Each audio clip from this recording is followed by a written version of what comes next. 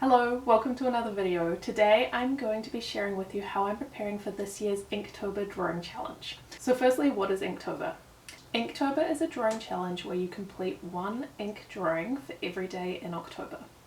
The idea is that the Inktober organization release a list of 31 prompts, and for each day you do one of the prompts, the same prompt as everyone else is doing, and then you post it on social media on that day so everyone can kind of share their responses to the words that have been posted.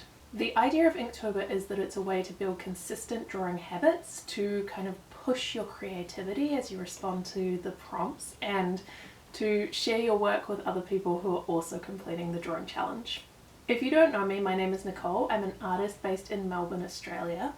I'm currently pivoting my artwork from printmaking more into drawing and painting, so I'm really excited to do Inktober this year and see where it takes me on that journey. Now, before we get started on the specific ways that I'm preparing for Inktober this year, I do just want to say that I know that for some people the challenge of Inktober is coming to the list of prompts fresh each day of October and drawing the first thing that kind of comes to mind or the best idea you have on the day and doing everything on that day in October.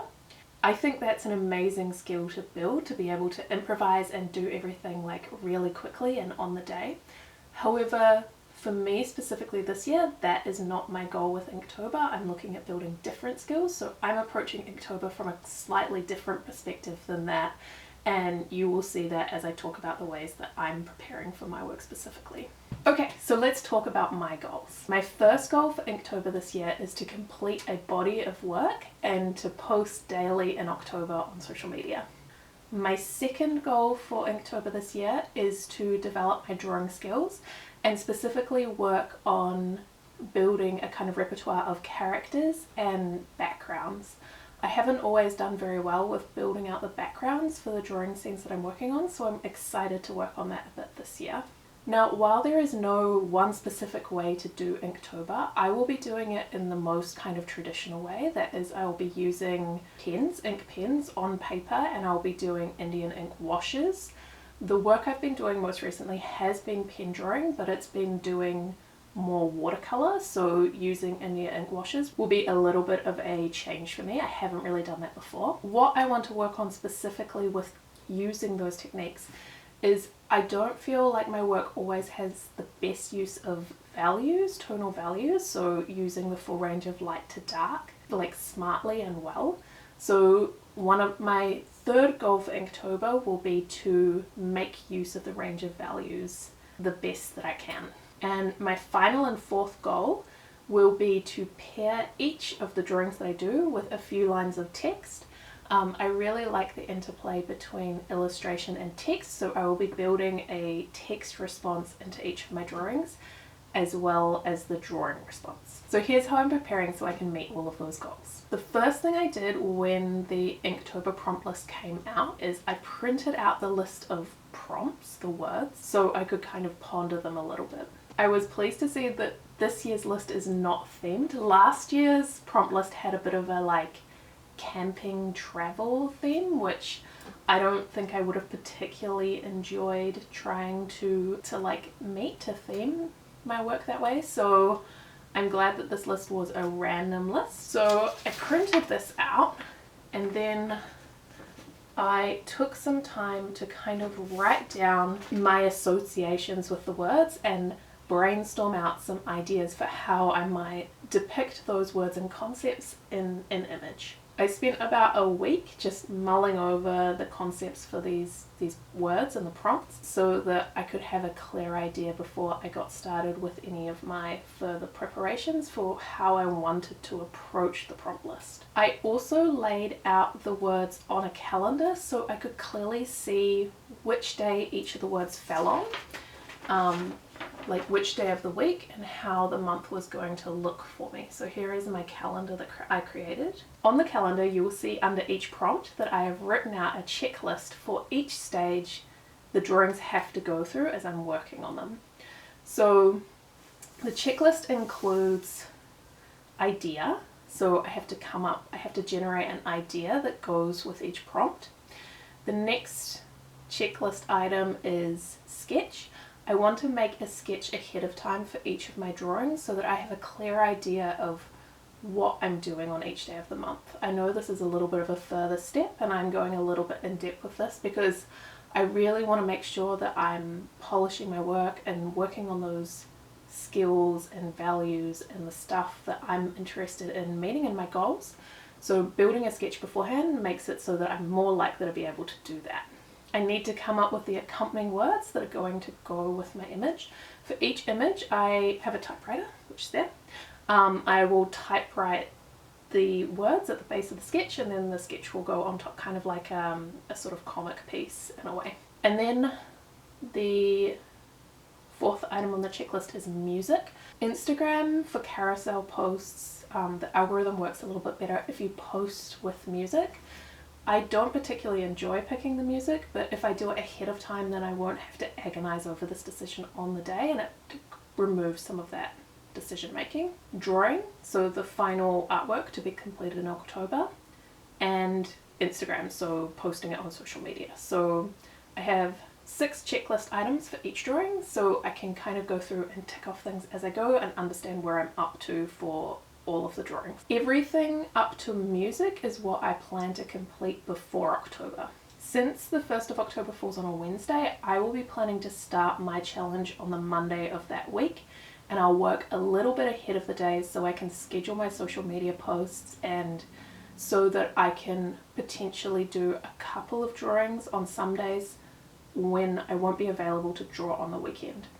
I know this probably isn't how some people will approach the challenge because it doesn't meet their goals of drawing every single day in October, but I'm not so worried about the daily part of the challenge. I'm more worried about completing the challenge as a whole, and I understand that I won't be available to sit down and draw for several hours every single day, so I will be approaching it a little bit differently in that sense. So that is all of the background for how I'm preparing for my Inktober challenge. Right now it's the middle of September, and I have outlined just about all of my ideas for the prompts so far. I did make one change to the prompt list for my own personal challenge.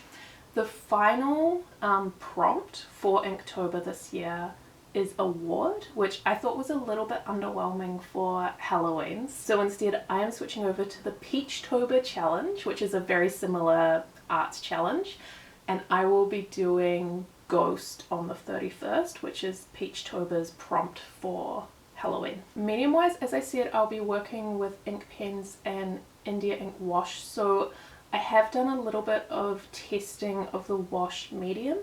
One of the things I was most interested to work out was when I've been doing ink and watercolor, I've been building the image from watercolor up to ink.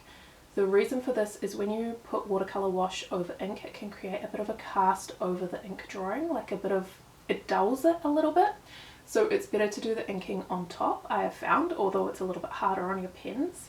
So I wanted to see what the effect of when I built the ink up, how that worked, and I also wanted to get a sense of the tonality of the India ink, what it looks like when it's really light, what it looks like when it's really dark, so I can understand how I can build those values when I'm working on the final pieces. At the time of recording, I have done 12 sketches so far, so I'm nearly halfway through sketching out my ideas, and I also have a pretty good idea about, at least thematically, what the words are going to be that accompany each piece.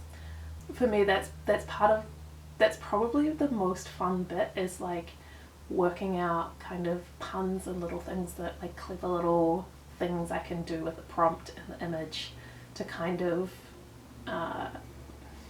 just make the work a little bit like funnier or more interesting.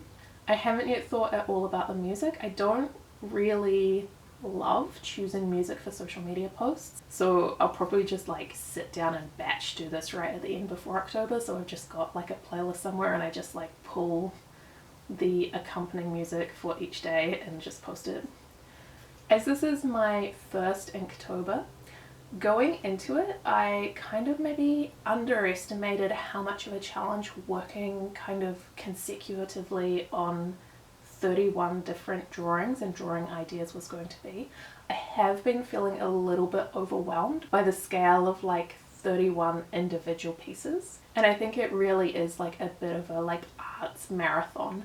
I also found that for me personally, some of the prompts I had quite immediate responses to. Like I found it quite easy to come up with an idea that fit with my style and my kind of sensibility. For other prompts, I'm having a bit more trouble. There's maybe 2 or 3 words where I still haven't quite got it nailed down. For example, weave for me is proving challenging, and I don't have a clear idea of what I want to do for weave. Also, onion is kind of a bit of a nightmare prompt for me. It's very like specific. It's like a small amorphously shaped object that is very associated with like cooking, which is not necessarily something that I want to draw.